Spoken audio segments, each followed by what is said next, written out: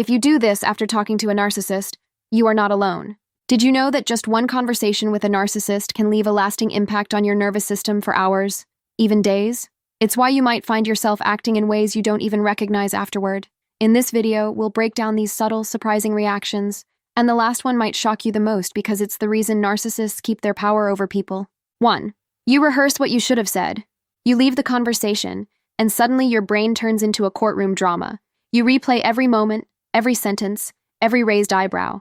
Then comes the wave of, I should have said this instead. You imagine comebacks that would have cut through their manipulation like a hot knife through butter. But here's the thing. Those perfect lines only appear once you've escaped their presence. When you're with a narcissist, they dominate the stage, controlling the tempo of the conversation. That pressure scrambles your thinking, leaving you speechless in the moment. The rehearsing afterward isn't weakness. It's your mind trying to reassemble the puzzle they deliberately scattered. 2.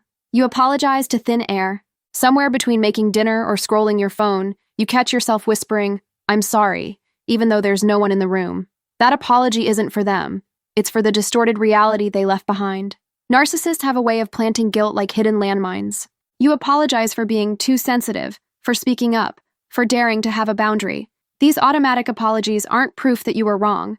They're a signal that you were trained to doubt yourself. It's like muscle memory. Your body repeats what they conditioned, even after they're gone. 3. You narrate the encounter to someone else like a detective. You text a friend or vent to your journal, laying out the conversation like evidence in a crime drama. You list the exact words they said, the pauses they took, even the smirk at the corner of their mouth. You're not being dramatic.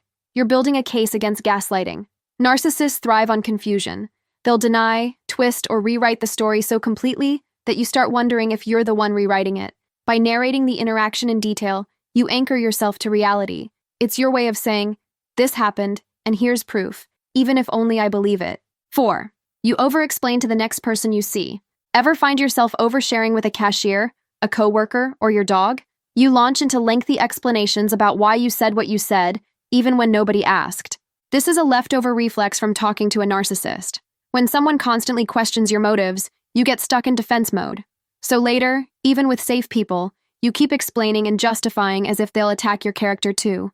It's exhausting, like still holding your breath after leaving deep water, long after you've reached the surface. 5. You rewrite your own memory to make them seem kinder.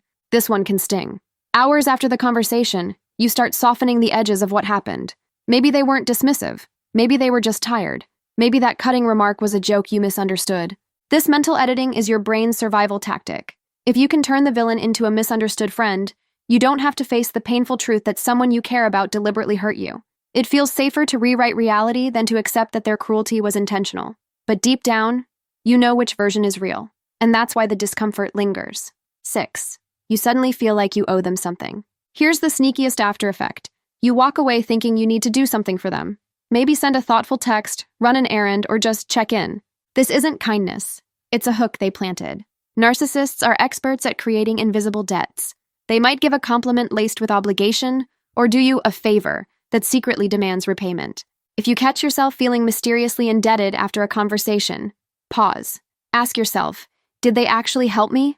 Or did they just convince me that I need to earn their approval again?